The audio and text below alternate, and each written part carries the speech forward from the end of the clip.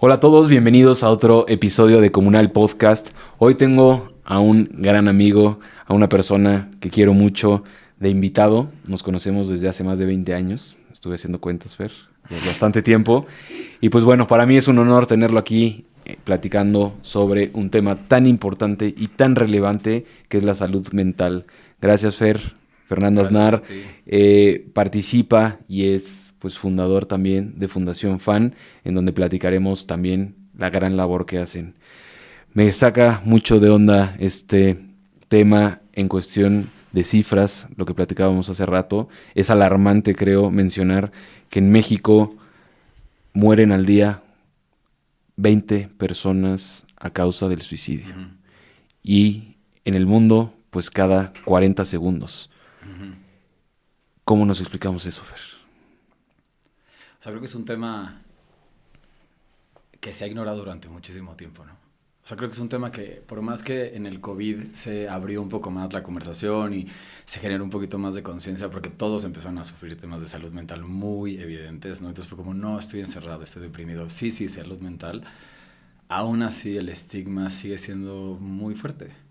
El juicio del loco, ya sabes, el débil, el como no puedo ver físicamente un tema, ¿no? O sea, yo no puedo ver cómo estoy enfermo con una metástasis, con un raspón, con un tadagata. Entonces no estoy, porque la cabeza es súper poderosa. Y si está mal, entonces yo soy un débil, ¿no? O sea, ese es el concepto. Y pues eso hace que no se atienda.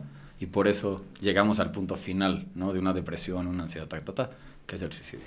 Y es una completa desinformación, ¿no? Creo que la gente Sí, sí, no completamente. tenemos la información. En ningún momento en las Ujú. escuelas te hablan de esto, no Sí. te hablan de la importancia, pues, de cuidar tu salud Ujú. mental, porque cómo se ve eso, ¿no? ¿Cómo cuido mi salud mental? Como bien dices, tal vez cuidar tu cuerpo físico, pues, evidentemente es más notorio, pero la salud mental, ¿cómo Es que se es una cuida? cosa que debería ser integral. Ya sabes, cuando hablas de salud mental, pasa mucho que inmediatamente te remite a un psicólogo, ¿no? A un psiquiatra, a medicinas, a terapia, ¿no? Que sí, claro, obviamente es una parte importantísima, pero salud mental es toda una integración, ¿no? O sea, desde qué comes, si haces ejercicio, cuánto duermes, si meditas, si no meditas, cómo te relacionas con tus problemas, entender cómo funciona tu cabeza.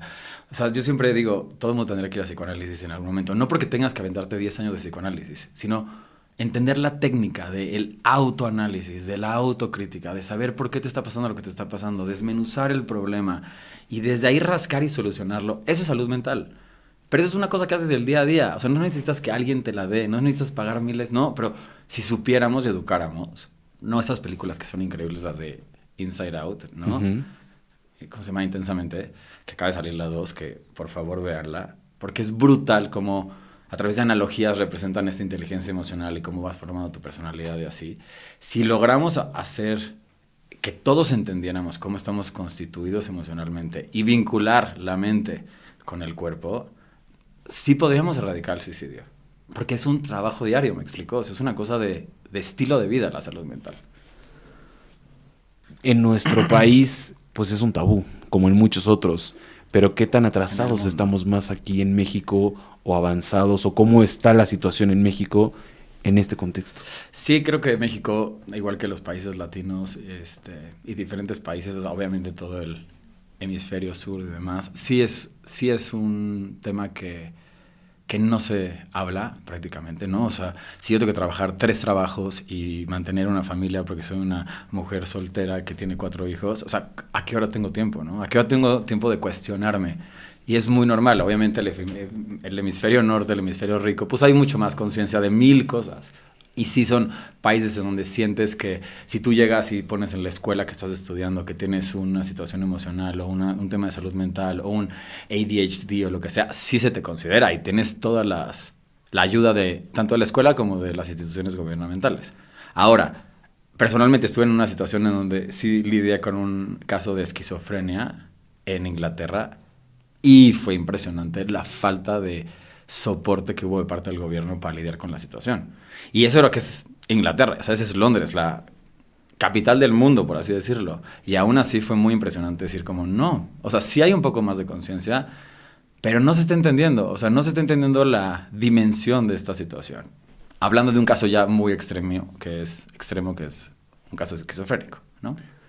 ¿Nos puedes explicar un poco más justamente de esta, o sea, qué es la esquizofrenia? O sea, la Porque esquizofrenia también es está el tema bipolar, o sea, hay varios temas, ¿no? Digo, no creo que yo sea la persona indicada para hablar de temas clínicos porque no tengo ninguna experiencia médica, pero obviamente estas como condiciones mentales son, en muchos casos son genéticas, en muchos casos son... O sea, esa es mi pregunta. Eres propenso a, y por cierta situación que te pasa, se te detona una esquizofrenia, ¿no? Por ejemplo, la bipolaridad. Acabo de aprender que en el caso de las mujeres se detona de los 30 a los 35 años, ¿no? Y puede ser por cualquier razón y se les detona esto porque lo traen. Eso es una cosa que puede ser hereditaria, genética, bla, bla. Pero hay un espectro enorme, ¿no? Hay miles de cosas. Y nosotros en Fundación FAN, y justo con mi madre lo platicamos mucho, estas cosas de bipolar disorder, ¿no? O sea, un desorden de bipolaridad o desorden de ADHD, o sea, ADHD. Desorden es una palabra muy fuerte, ya sabes, y hablo de un caso muy personal, o sea, cuando a mí me han diagnosticado con ciertas cosas, digo, pues vamos a ver, o sea, también es una forma diferente en la que funciona mi cerebro y chance hay poca información hoy en día para entender este tipo de funcionamientos de cerebros y de funcionamientos cognitivos y mentales, que ya targetearlo como una enfermedad, pues está fuerte, chance...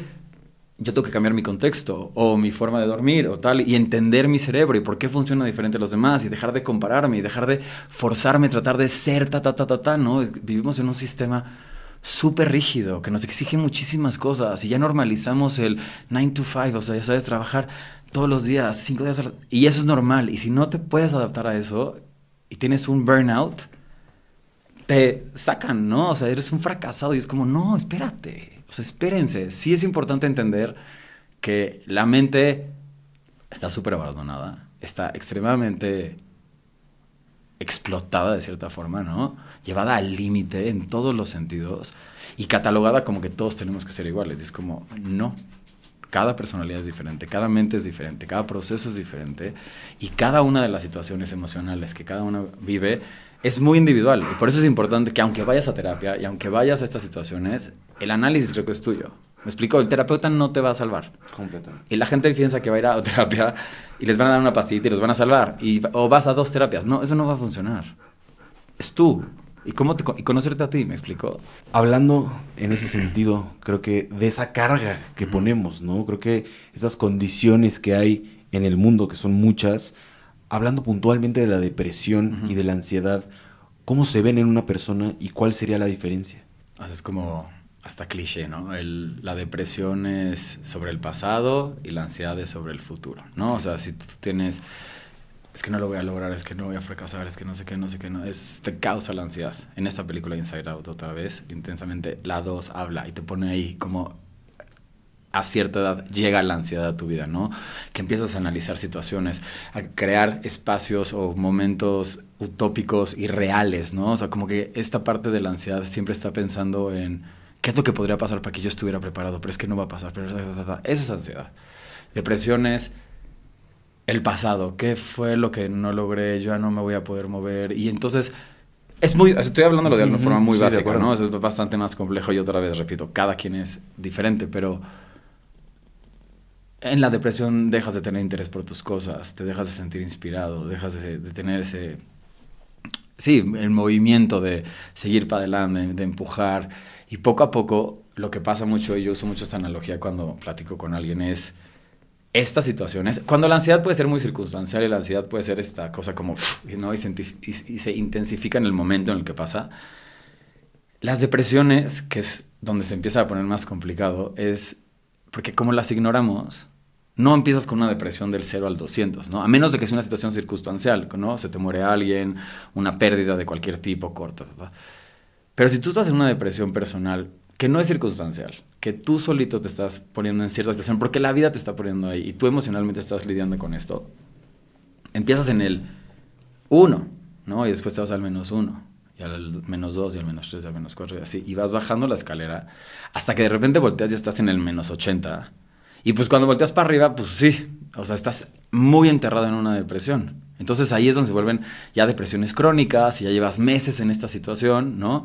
Y ahí es donde se empieza a complicar más porque no las identificamos, que es la mayoría de los casos, porque no hablamos de salud mental. La cantidad de gente que me marca a la semana, no soy terapeuta, no hago nada, ¿me explico? Pero porque por la fundación y me buscan para decirme, oye, güey, es que tengo un amigo, es que tengo tal, es que yo estoy deprimido, pero por favor no le digas a nadie. O sea, depresivos de closet, todo el tiempo me están buscando y es como, obvio, no le digo decir a nadie, pero estaría chido que lo dijeras y que lo platicaras tú, ya sabes. Eso sería muy importante. Y está justamente lo que hablamos, esta falta de información, con quién me acerco, cómo me acerco, de qué manera, y ese tabú, romperlo, ¿no? Porque, bien lo dijiste, somos de closet. Pues, ¿por qué no salir y decirle, oye, sí estoy pasando por esto, y que haya más puntos, justamente como Fundación Fan, que te brinde estas herramientas de acompañamiento para, pues, hacerle frente? O sea, y justo la analogía del closet la digo, el concepto del closet en general lo odio hasta en la sexualidad, o sea, se me hace que no debería ni de existir, nada, o sea, no tienes que decirle a nadie nada de lo que te está pasando. Pero justo creo que esta analogía, ¿no? Y este ejemplo de los escalones esa es la prevención, ¿no? Ese es el momento en donde logras prevenir. Tú puedes entrar, o sea, entrar y salir de depresiones es normal. O sea, es muy normal y puedes tener una depresión un día y bajas y entras y subes y un desánimo y de repente 2, 3 semanas. O sea, es normal, o sea, la vida no es estar feliz, o sea, es muy utópico y es muy falso y es muy cruel esa idea de que venimos a ser felices. No, o sea, no. Hay miles de cosas y la felicidad es una faceta y perseguir esa felicidad como una zanahoria inalcanzable se vuelve muy abrumador, ¿no? Y entonces entra la ansiedad, ahí entra la ansiedad. Tenemos a Chela de visita hoy, por si hace. La dejamos. O sea, eso es lo que causa, ¿no? O sea, esta idealización de lo que estamos haciendo. Si tú buscas ayuda en algún lugar y dices, oye, güey, yo la estoy pasando muy mal, necesito ir a terapia, o necesito platicar con alguien, o necesito una intervención, o sea, dependiendo de la intensidad, eso ya es el primer paso más difícil de hacer. O sea, ha habido casos, y normalmente me ha pasado con hombres, que es más grande, porque el caso del hombre es muy específico y es importante mencionarlo, porque es muy diferente la salud mental de una mujer y la salud mental del hombre. O sea, es mucho más libre una mujer de sentir, ¿no? Y de hablar de sus sentimientos y la sociedad. Sí, de estar vulnerable. Completamente. O sea, la mujer es mucho más libre de estar en esa situación, el hombre no. Yo tenía entendido que era pues prácticamente el 80%, es un número altísimo, o sea, 7 u 8 de cada 10 que sean hombres. No, es impresionante. Claro, obvio, porque el hombre lo vive en completo silencio, ¿no? O sea, esta idea de ser hombre es muy abrumadora. O sea, es una perfección inalcanzable, ¿no? Ese es en el caso de los hombres. ¿Por ser el proveedor o por qué crees que sea esa parte que le demos esa carga emocional y del deber ser al hombre? O sea, no creo que... O sea, claro, obviamente, en muchos casos, en hombres más grandes es el tema del proveedor, pero en muchos otros casos, porque también los rangos de... O sea, las tasas de suicidio más altas son en jóvenes, ¿no? De 20 y tantos a 30 y tantos años. O sea, ahí está la tasa más grande de suicidios a nivel mundial. Dentro de eso, hombres, me explicó, pero es que la idea de ser hombre, la idea de la masculinidad, ¿no? Este concepto de lo que es ser un hombre, no da. Es muy irreal. Dentro de todos los conceptos que son irreales, ¿no? O sea, como de la felicidad y tal, la idea de ser hombre es muy poco realizable. Es una perfección, es una opresión completa de tus emociones, es un silencio, es una extrema soledad emocional, pero no solamente al compartirla, ni siquiera tú la entiendes, porque ni siquiera tú te permites eso. O sea, muchos casos de amigos grandes, ya 48, 49, obviamente, entre más grandes, pues más complicado, ¿no? Porque ya generaciones más, o sea, los Gen Zs o demás ya tienen un proceso emocional mucho más abierto. Pero hombres de 40 para arriba y así, es prácticamente imposible romper eso. Y he tenido varios casos que me marcan diciendo, mi vida se está yendo a la fregada, mi novia ya no quiere estar conmigo porque ya está hasta la madre de que no sabe cómo relacionarse conmigo, porque la mujer obviamente también sufre esta como separación que el hombre hace de la mujer, como de échate para atrás, entonces la mujer no puede llegar a hablar, ¿no? Esta barrera que pasa, que es súper común. Y es porque tengo todo este historial que nunca lo he trabajado con nadie y que nunca lo he platicado con nadie y no sé ni cómo lidiar y estoy lidiando con algo muy intenso que es el abandono, por así decirlo. Pero pues nunca lo platiqué. Eso que dices, el platicar, creo que somos seres humanos y tenemos el poder de la comunicación y no nos comunicamos y no lo hacemos y no lo aprovechamos. incluso creo que entre los mismos hombres, como bien dices, generamos esa misma presión, ¿no? Tienes unas relaciones tal vez un poco más superficiales y nunca te metes a, de verdad, lo que es netear y abrirte en ese ¿Cuándo contexto. neteas? O sea, yo te lo pregunto a ti, güey. ¿Cuándo se te da la...? Sí, generalmente se da con alcohol o se da en un tema justo. que tienes que estar... Entonces ya está nefasta la neteada, porque Claro. estás repetitivo, le estás escupiendo al otro, entonces yo ya me quito, es como ya estoy entendiendo lo que me estás diciendo, güey. Sí, ya me lo dijiste 7 veces. ¿Me explico? Ahí es donde el hombre se abre. Sí, porque necesita un detonante Pues un desinhibidor que lo me está relaje. relajando, güey. Sí, ¿cuántas conversaciones, cuántas sobremesas hemos estado juntos? Tú y cuates, hace cuántas mesas de hombres, que es una cosa tan superficial la conversación, ¿no? Y desde cómo te relacionas con el ambiente. Es como un programita. O sea, estás como reaccionando y la madre y no permitiendo ser vulnerables enfrente de tus cuates porque te bulean, ¿no? Y te friegan. Y que eso también es parte de la risa y está chido y está normal. Pero ¿qué cuando la estás pasando mal? ¿Qué cuando neta la estás pasando de la fregada? Por X o Y razón. Ya si no te está pasando nada en la vida, ¿no? Nada más tú la estás pasando mal porque estás en un ciclo, un cambio, porque a todos nos pasan. ¿Con quién lo hablas? La gente no lo habla. No lo platican. Entonces son esas llamadas de necesito que ayudes a mi cuate que lleva sin salir de su casa 5 días. Pero ahí ya llegaste a un lugar extremo, ¿me explicó? O sea, es ya un lugar de metástasis. Sí, ya es la reacción, no es la Pues prevención. ya, claro, o sea, entonces este proyecto que estamos armando con Conacintra es justamente, tiene 2 ramas diferentes, ¿no? O sea, una es la parte de la prevención, que es todo esto, el 6 de septiembre se habla de todo lo que está pasando sobre salud mental en México y los programas que están buscando hacer y cómo apoyar estos procesos de hacer conciencia en diferentes comunidades, en diferentes sectores, en diferentes segmentos para no llegar a lo que pasa en el día 7, ¿no? El día 7 es un día específicamente para familiares que perdieron a alguien por suicidio, que se les llama sobrevivientes de suicidio. El suicidio ya es el final. O sea, ya llegaste al final, es etapa 4 de un cáncer, ya sabes, ya está, ya acabó. No me he vuelto atrás. No, entonces ya cuando estás lidiando con eso, ya es... O sea, cuando a nosotros nos pasó fue como... Ajá, o sea, ¿qué no vimos, no? Y vimos miles de cosas, y más mi madre, o sea... Pero fue como... ¿Por qué nadie nos explicó que esto era una opción? A mí me pasó, ya sabes. ¿Por qué nadie me explicó que esto era una opción? Este miedo que tienes de que tus papás se vayan a morir, ¿no? Que todos lo tenemos, normal. Nunca me pasó por el radar que esto podía ser una opción. ¿Por qué no? Porque, pues, ¿quién habla de esto? Nadie. Y también le damos esa carga, ¿no? ¿De qué? Patriarcal al papá, ¿no? De decir, pues él es el fuerte, él es el tal. Sí. Y no te das cuenta que también puede estar en situaciones. Sí, eso fue un... Sí, eso fue un aprendizaje muy fuerte y una lección muy fuerte personal de mi proceso de duelo por suicidio. Que yo a mi papá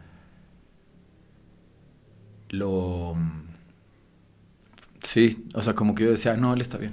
Aunque mi mamá decía, no, güey, necesitamos contención. Y yo... ¿Tu mamá lo veía? Ella está loca. Ajá, claro. Y yo decía, ella está loca. Y luego me llevaba toda esa semana antes de que se muriera, me llevaba a la oficina, me iba con él a la oficina y yo lo veía y decía, no, o sea, sí está mal, pero es mi papá, o sea, él va a estar bien, porque él siempre está bien. Y él nunca nos platicaba nada. Y entonces todos esos focos rojos que vimos en ese momento, ya que los ves post, ¿no? Y Ese pasado el tema, claro, Justo. fue como, no, pues sí está grave. Los ves no. en retrospectiva teniendo la Claro, información, claro. pero estando en la situación no los veías. ¿Qué focos Pues rojos ¿cómo voy a pueden ver? ser? ¿Cómo Claro, ves un foco porque- rojo si no sabes de qué es el color rojo? Claro, O sea, yo no sé no qué sabes es el qué es un rojo. foco rojo. No sé qué es un foco rojo. No lo conozco, nunca lo he visto. Y de repente, pues esos eran. ¿Cuáles serían? Eso, mi papá dejó de perder ánimo de miles de cosas, estaba encerrado en mi casa todo el tiempo, su ánimo no enflacó, tenía mucho frío, Es muy particular por cada persona. O sea, hay personas que son extremadamente funcionales. Yo soy extremadamente funcional en mis depresiones. Todo, o sea... ¿Ah, sí? Sí, o sea, yo me paro, hago ejercicio, o sea, no se nota. Si le rascas, obviamente, pero por eso no me gustaría generalizar como de Claro, estos claro. son los Pero, por ejemplo, ¿tú signos. cómo lo detectas? ¿En mí? En ti. No, porque yo estoy en un constante análisis. O sea, yo todo el tiempo estoy analizándome el por qué me siento como me siento, por qué me pasa lo que me pasa, porque esa es ya la forma en la que vivo. Y fue un aprendizaje. Sí, o sea, es una cosa de combinación de personalidad con un aprendizaje, que también es importante. Por eso, o sea, porque así es como me funciona a mí. Yo no digo que así es como todo el mundo lo tiene que hacer. Yo vivo en ese proceso, pero habrá alguien que diga, Yo hago una meditación en las mañanas y hago un chequeo, ya sabes, y no, estoy chido, no, eso me incomoda tal. Y ya, y el resto de mi día no lo hago, perfecto. O mientras voy a correr, o mientras hago ejercicio, o mientras cocino, o hago... No, puede ser de miles de formas. En mi papá fueron esas. En mí son estas. Bueno, este evento, ¿no? Que es el 7 de septiembre, justamente ya para las personas que tuvieron algún vínculo con el suicidio. Pero ¿cómo es un proceso, llamémoslo así, ideal, entre comillas, de sanación para los familiares y los más cercanos? Mira, en Fundación FAN hicimos un proyecto hace 3, 4 años que se llama Mejor Juntos, que justo es un grupo de ayuda para gente que perdió a alguien por suicidio, ¿no? Entonces son terapias de grupo, una vez a la semana, online, y ha habido varios programas y se invitan diferentes conferencistas y paneles y platican, y todo el mundo, ¿no? Terapia de grupo y platicas. Creo que en nuestro caso, y voy a hablar de mi experiencia personal, empieza por un cuestionamiento como de, ¿pero por qué? ¿Qué pasó? ¿Quién fue la culpa? ¿No? Eso es lo obvio, ¿no? Inmediatamente se van a ¿quién fue el culpable? No sé qué. O qué pudimos haber hecho, ¿no? Es que yo no hice, entonces ¿por qué no le marqué? Entonces ¿por qué no le hice? No sé qué, ¿no? Claro. Obviamente ha habido 1000 teorías, y digo son teorías porque creo que en tema de salud mental, o en tema de medicina en general, son puras teorías, ¿no? Y estamos apenas conociendo, y una cosa tan abandonada, o tan nueva, o tan, ¿no? Carece de mucha información, pero bueno, las teorías de hoy es, una vez que estás en esa situación, ya es el estado en donde no existe un culpable. O sea, es muy difícil culpar a alguien por la muerte de un suicidio. O sea, una persona que está en esa situación... O sea, te estoy hablando del acto en sí. O sea, es el día del acto en sí. No hay culpables. O sea, es una historia de mucho tiempo, de muchos meses, de años, ¿no? En el caso de mi papá fueron años de que lo llevaron a esa situación. Y claro que hay elementos que triggerean otras cosas y que los ponen en situaciones más complicadas, ¿no? Y que los llevan a este brote psicótico, pero en sí es muy complicado culpar a alguien de eso, porque es una situación donde es mucho tiempo, es culpar a alguien que se murió de una metástasis de cáncer de páncreas. Es muy largo, ¿no? Entonces, primero es entender eso, entender que hay un tema de salud mental que es importante, que es un proceso muy individual, que cada caso es diferente, que no puedes compararlos. Eso es crucial, quitarte eso de ahí. Otro es no culpar a la persona, ya sabes, porque entonces es como, ¿cómo nos pudo hacer esto? Y entonces ya, cuando alguien se muere por suicidio, la gente no habla de eso. O sea, cuando me pasó, la gente no me preguntaba, nadie hablaba de mi papá. Y era muy feo, y era como, güey, no, sí, platiquen, o sea, déjenme les cuento, y brothers y amigos, y todos se conocían a mi papá, decían, ¿por qué no estamos hablando del tema? Porque a la gente le incomoda muchísimo pensar que hablar de eso te va a lastimar más, pero al revés, es como de no, necesito sanarlo, necesito platicarlo, y es una muerte como cualquier otra, ¿no? Terapia, obviamente.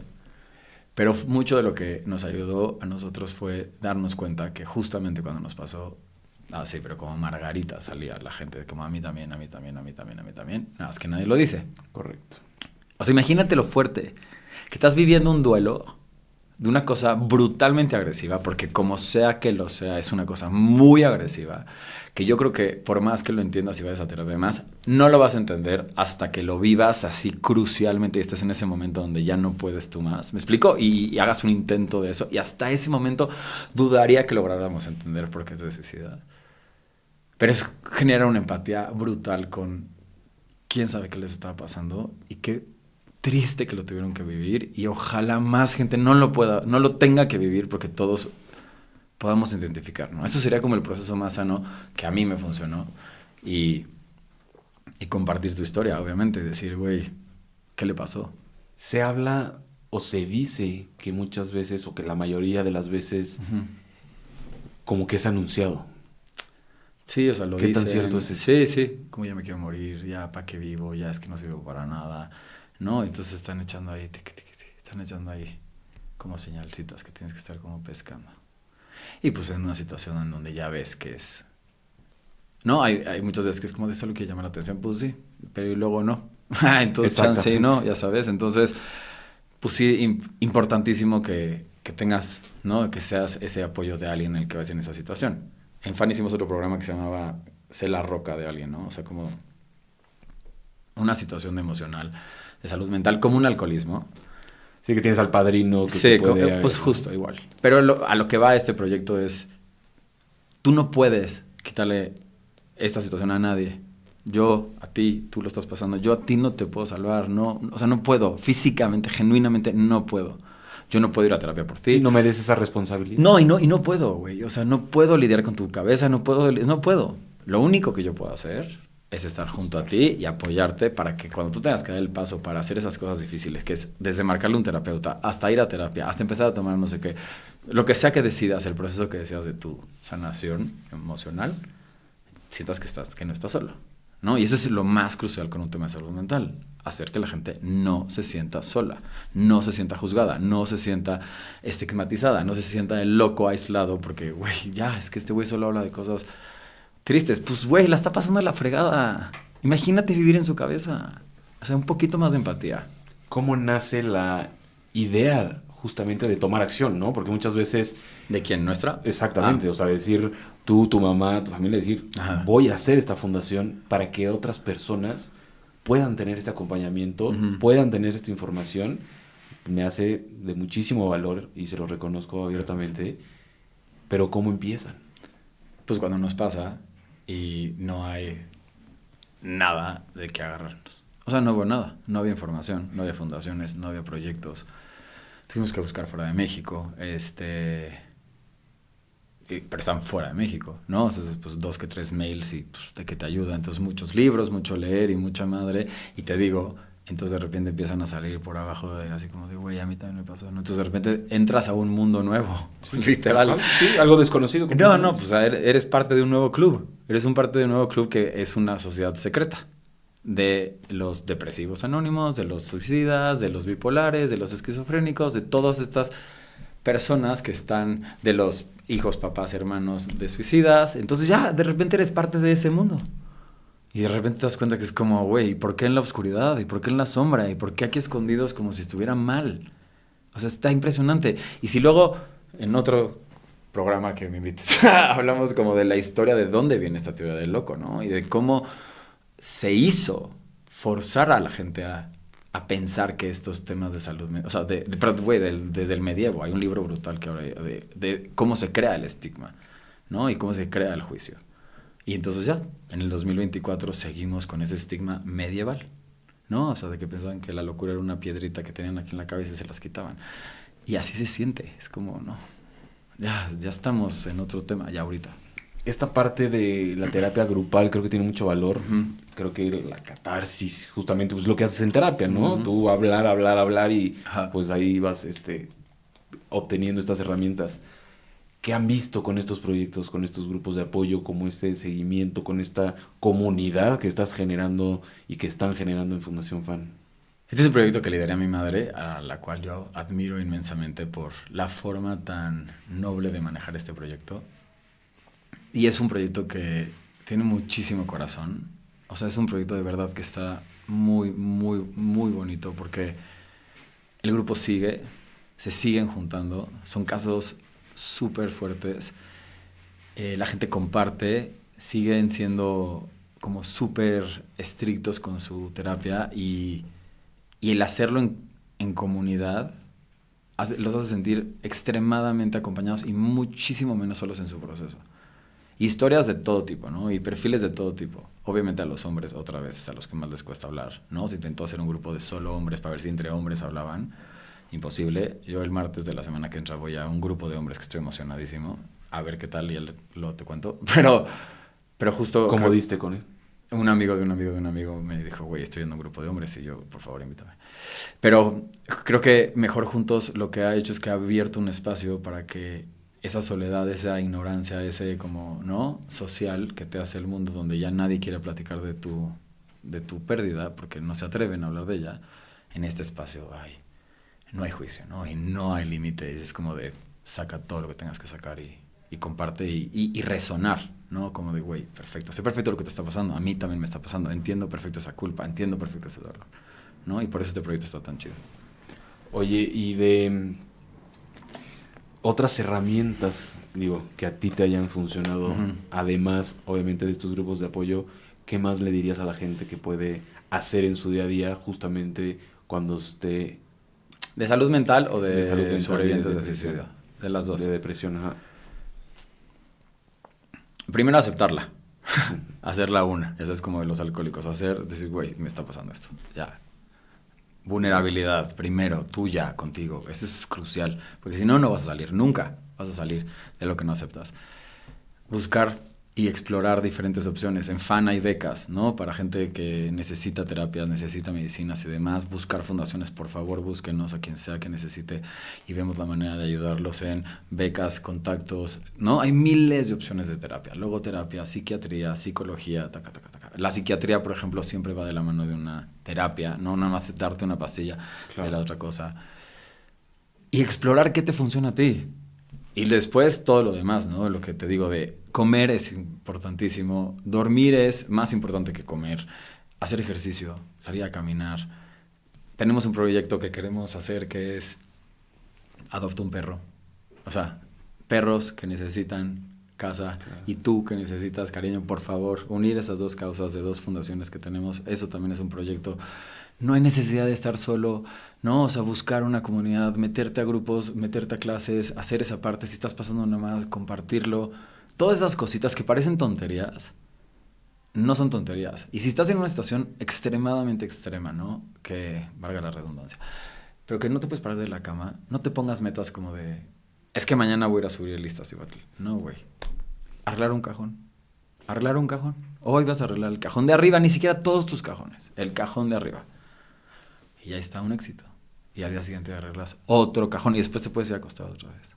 ¿No? O sea, entender esa parte y lo gradual y el proceso y estar en conciencia de que en este momento la prioridad es tu salud mental, da igual todo lo demás. No vas a ir a una fiesta y si no puedes ir a una boda y si no puedes ir a trabajar y si no tienes... No. O sea, modo alerta. O sea, si tienes un burnout es como, güey, tu salud mental es mucho más importante. Pídete tus días de vacaciones y encárgate de sanarte porque de estas cosas, evadiéndolas, ignorándolas, no se van a quitar. Solo se ponen peor. Y es lo que pasa, ¿no? Es lo que pasa. Llevan pues ya 10 años en esto. Has visto una evolución, obviamente, desde cuando empezaron. En el mundo, en México, dices. Exactamente. Ajá.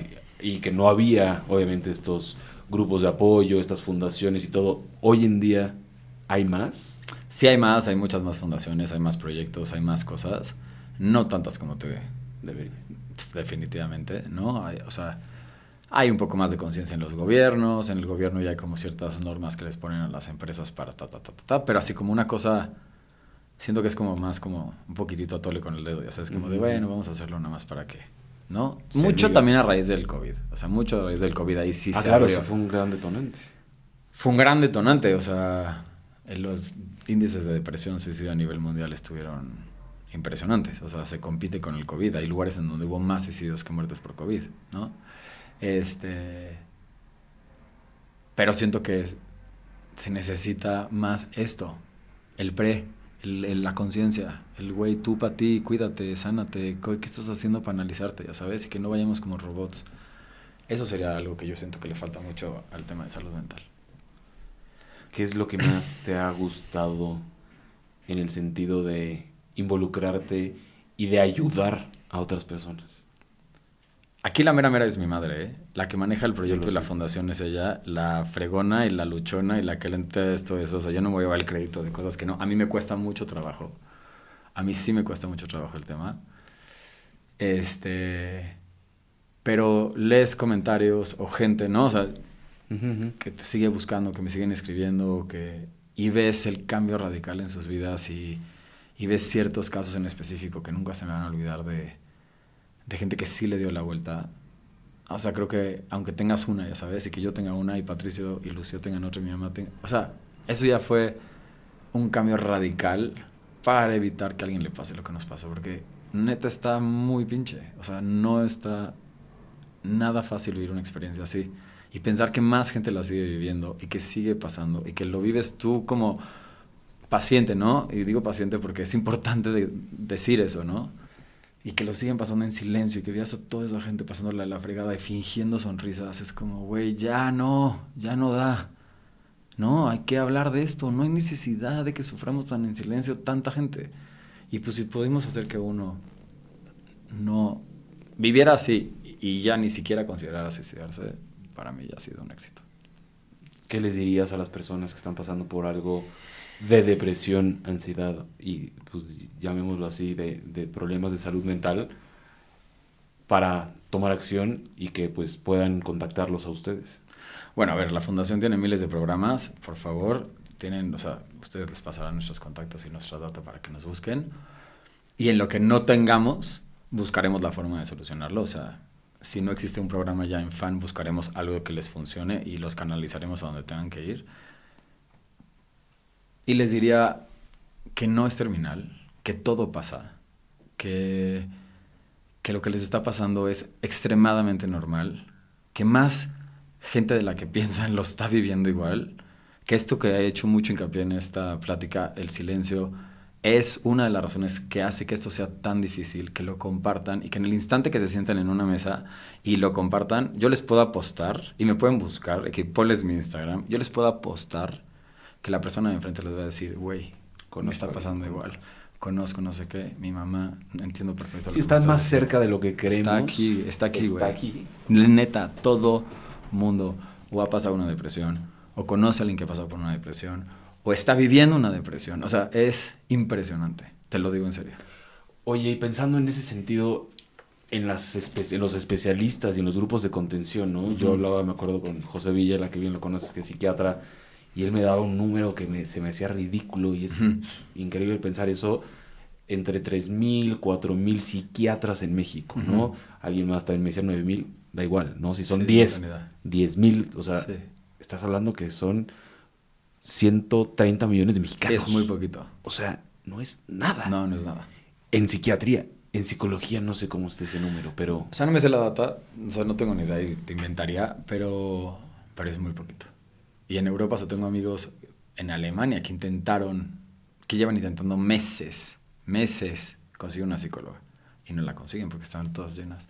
O sea, es un tema mundial. Claro, claro. ¿No? ¿En dónde fue? En un país en África, que tampoco quiero decir el nombre porque no me acuerdo bien, pero en un país en África justo no había ningún tipo de estructura de salud mental y entonces dijeron, ¿quiénes son las que más ayudan? Las abuelas. Y las abuelas no tienen nada que hacer, es un segmento que está completamente abandonado. Pues bueno, las vamos a capacitar para que den terapia a la gente. Entonces está se iban increíble. Y se sientan en una banca. ¿Y qué hacen? Pues platican. Y entonces platican y hay una cosa como de... Nada más platicar. Al final, eso es. O sea, es externalizar. Tú solito te estás escuchando.